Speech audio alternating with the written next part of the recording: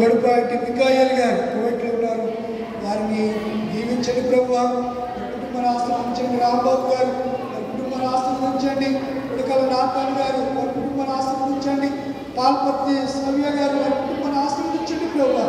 పిట్టా వినోద్ గారు వారి కుటుంబ ఆస్తులు ఉంచండి. దైవాశీర్వాదం గారు వారి కుటుంబాన్ని ఆశీర్వదించండి.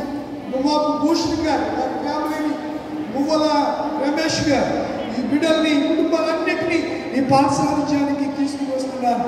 బిడ్డల్ని ఒక్కొక్క కుటుంబాన్ని నిలబడి ఉన్న ఈ బిడ్డల్ని వారి కుటుంబాన్ని వారికి కలిగిన సమస్తాన్ని మీరు దీవించండి. చుట్టూ కంచి వేయండి ప్రభువా. యోగు చుట్టూ వేసిన కంచిని వారికి వేయండి. శ్రమలలో బలహీనతలలో ప్రభువా వీళ్ళని బలపరచండి ప్రభువా. అత్యధికమైన కృపను దయచేయండి. రాకపోకల్లో తోడుగా ఉండండి. ఆరోగ్యమును ఆయుష్ను దయచేయమని సెలవు విజ్ఞాపన చేస్తున్నారు. బిడ్డలు చదువుల్లో తోడుగా ఉండండి.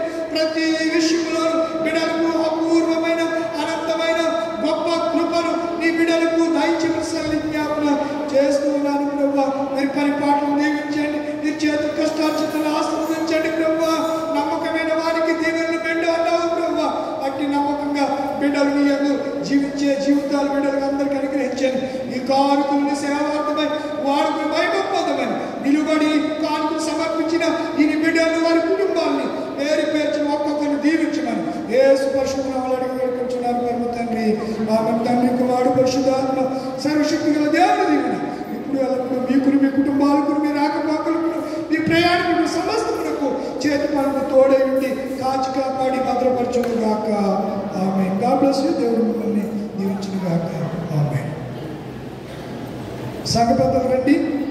సంఘ కానుకలను సేకరిస్తుండగా సంఘ పెద్దలు వచ్చి సంఘ కానుకలను సేకరించారు.